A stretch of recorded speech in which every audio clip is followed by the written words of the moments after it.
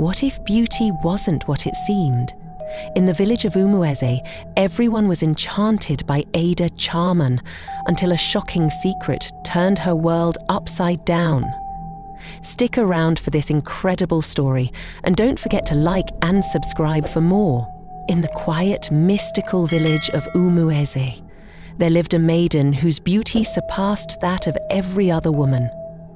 Her name was Ada, and she was not just beautiful, she was enchanting. Ada had a charm so powerful that both the single and married men of Umueze couldn't help but be drawn to her. Her flawless skin, her deep brown eyes, and her long black hair that flowed like a river down her back made her the center of attention wherever she went. It wasn't just her physical beauty that captured the hearts of the villagers. Ada had an aura of mystery about her. She rarely spoke, yet her silence seemed to speak volumes.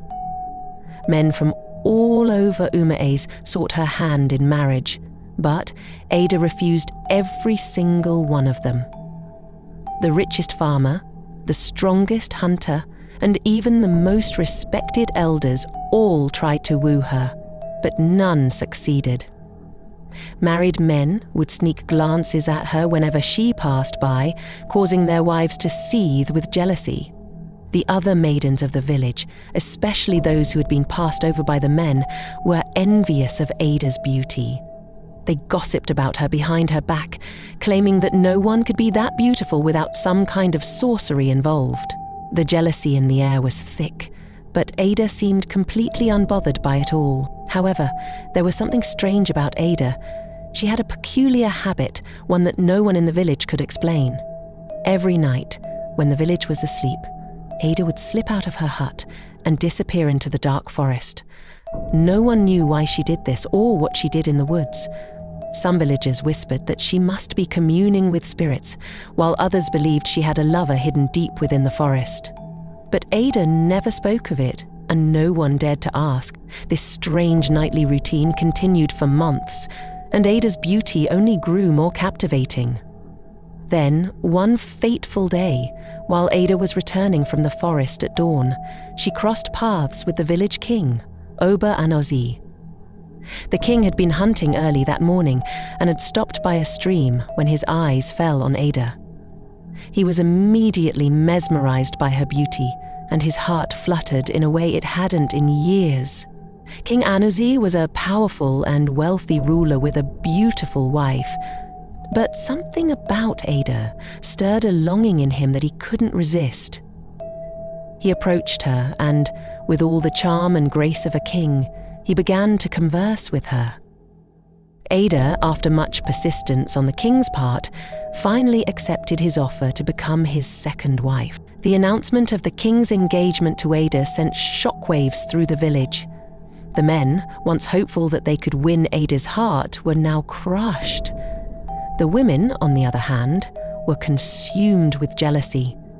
Many of them, including the maidens, had dreamt of becoming the king's second wife, but none had succeeded. Now Ada, the mysterious beauty, was to marry the most powerful man in Umueze. The village women whispered bitterly, plotting in their hearts how they would deal with her once she became queen. Despite the animosity, the wedding took place. Ada became the second queen of Umueze, adorned in the finest robes, with the king standing proudly by her side. But not everyone in the palace was happy. The king's first wife, Queen Ifoma, was furious. She had been the only queen for years, and now this strange young woman, whose beauty and mystery captivated the entire village, had stolen her husband's heart. Life in the palace carried on, but Queen Ifoma couldn't shake the feeling that something was wrong with Ada. Her suspicions only deepened when she noticed that, even after marrying the king, Ada continued her nightly trips to the forest. Ada would wait until everyone was asleep, then sneak out of the palace and into the woods. The king was none the wiser, but Queen Ifoma had noticed the pattern. Determined to uncover the truth, Queen Ifoma decided to follow Ada one night. She waited until midnight, when the palace was quiet, and trailed Ada as she made her way into the forest.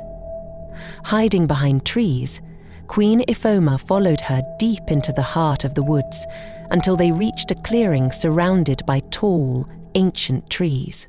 What Queen Ifoma saw next made her blood run cold. In the middle of the clearing, Ada was standing before a large, gnarled tree. She reached into her bag and pulled out a strange liquid in a small clay pot. Ada drank from the pot, and as she did, the tree seemed to come alive. Its branches creaked and groaned, and then a deep, rumbling voice emanated from it. "You must never allow salt water to touch your body, Ida," the tree warned. "If salt water pours on you, you will return to your old self, and the magic will be undone." Queen Ifoma gasped in disbelief but remained hidden. She now understood that Ada's beauty was not natural. It was a result of some strange magic. The next morning, Queen Ifoma could hardly contain her excitement. She had discovered Ada's secret and now had a plan to expose her. Later that day, she approached the king and told him that she wanted to make a grand announcement to the villagers and that he should summon everyone to the palace that evening. The king, unaware of his wife's true intentions, agreed. That evening, the entire village gathered at the palace. The air was thick with anticipation as Queen Ifoma stood before the crowd, ready to make her announcement. "My dear people of Umueze," she began, her voice loud and clear. "There is something strange happening in our village, a mystery that has been hidden from all of you. Today, I intend to reveal the truth." The villagers murmured in confusion as Queen Ifoma walked toward Ada, who was seated beside the king, oblivious to what was about to happen. "I have discovered something about our new queen," Queen Ifoma said, her eyes fixed on Ada. "Something that will shock every single one of you." With that, she pulled out a pot of salt water that she had prepared earlier, and before Ada could react, she poured it all over her. The effect was immediate. Ada let out a piercing scream as her body began to contort and change. Her once flawless skin wrinkled, her hair turned grey, and her beautiful features aged rapidly before the eyes of the stunned villagers. In a matter of moments, Ada was no longer the beautiful maiden she had been. She was an old, decrepit woman, hunched over and trembling. The villagers gasped in horror. They couldn't believe their eyes. The woman they had admired and envied for so long had been hiding behind a magical facade. Feeling betrayed and disgusted, the king stood up. "You deceived me, Ada," he said coldly. "You used magic to manipulate us all." Ada, now an old woman, pleaded with the king for mercy, but his heart had turned to stone. "You are no longer welcome in my palace," he declared. "I hereby banish you from Umuez. You must leave at once." With that, Ada was cast out of the village, her beauty gone and her future uncertain. The villagers watched in silence as she disappeared into the distance, no longer the beautiful maiden they had once desired. As for Queen Ifoma, she stood victorious, having exposed the truth and saved her place as the king's only queen.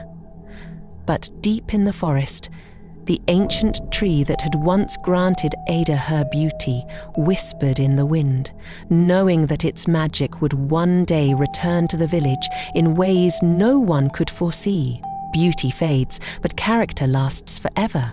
Deception might win in the short term, but the truth always finds its way to the surface. Beauty fades, but character lasts forever. Deception might win in the short term, but the truth always finds its way to the surface. What's your take on Ada's journey and the choices she made?